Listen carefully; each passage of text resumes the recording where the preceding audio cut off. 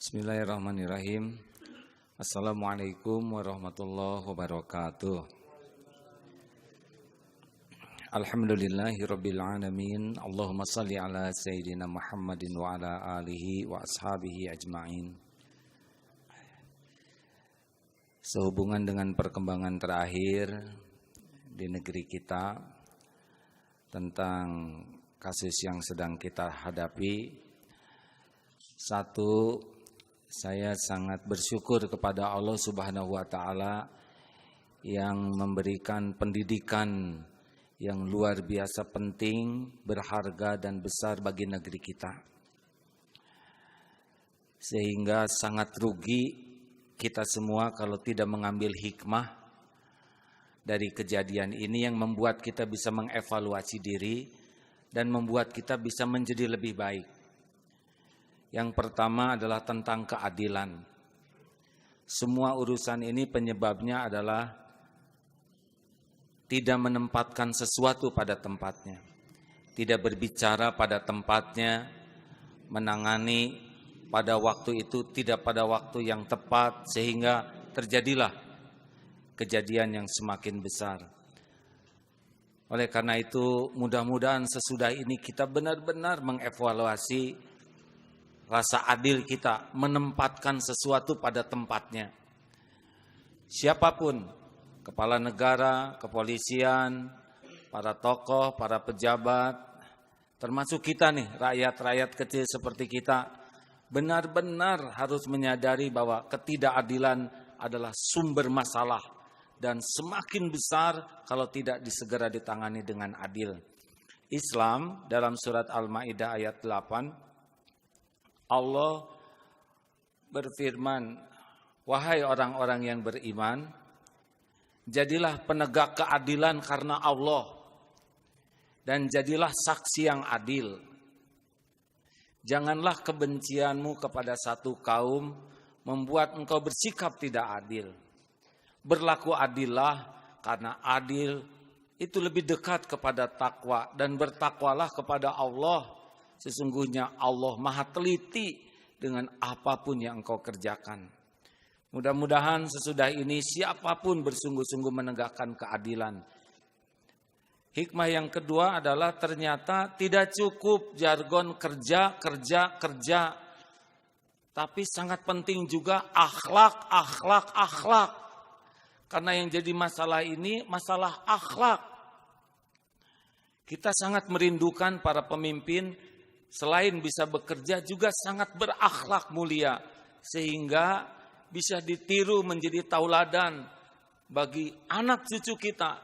Warisan terpenting dari seorang pemimpin sebetulnya bukan bangunan fisik, tapi bangunan akhlakul karimah.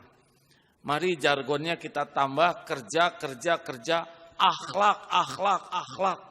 Mudah-mudahan dengan kejadian ini siapapun yang mau memilih pemimpin tidak cukup hanya menilai kinerja, tapi juga wajib menilai akhlak. Karena inilah yang menjadi kemuliaan sesungguhnya seorang pemimpin. Selanjutnya kami berterima kasih kepada siapapun yang menjadi jalan proses ini bisa berjalan dengan mudah-mudahan lebih baik. Kepada para ulama yang sudah mengingatkan kita semua untuk bagaimana menyikapi toleransi dengan tepat. Saya kira kita harus sangat hormat dan bersyukur dengan kehadiran ulama ini, karena ke depan masalah toleransi ini mudah-mudahan akan jadi lebih baik dengan adanya sikap para ulama. Terima kasih juga pada Pak Jokowi, Kapolri yang sudah menindaklanjuti ini. Mudah-mudahan terus disempurnakan dan semua masyarakat ikut mengawal dalam proses keadilan ini. Juga kepada Pak Ahok, mudah-mudahan bisa dapat hikmah dari semua ini. Akan jauh lebih besar ke depan manfaatnya jika meluangkan waktu untuk menafakuri.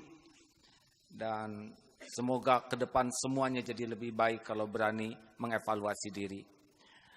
Dan yang terakhir kepada semua umat Islam, sebetulnya momentum ini momentum yang sangat indah dan berkah. Kita semua jadi ingat kepada Al-Quran dan kita semua mengatakan membela Al-Quran, tapi saya yakin kita sepakat bahwa membela Al-Quran tidak cukup hanya dengan lisan.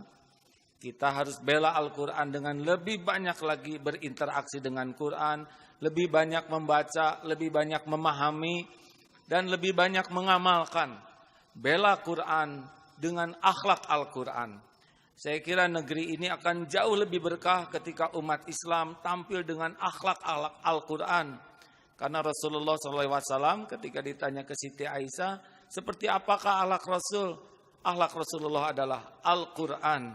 Marilah kepada seluruh umat Islam khususnya kita kembali kepada Al-Quran, membaca lebih banyak, mempelajari dan mempraktekannya.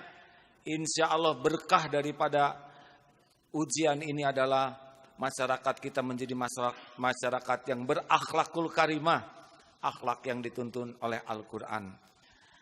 Semoga kita semua bisa mengambil hikmah dan terus mendoakan agar negeri kita ini jauh lebih dewasa, lebih matang, memiliki para pemimpin yang benar-benar berkualitas, kebeningan hati, kejernihan berpikir, yang semakin dekat dengan mirip akhlak Rasulullah SAW.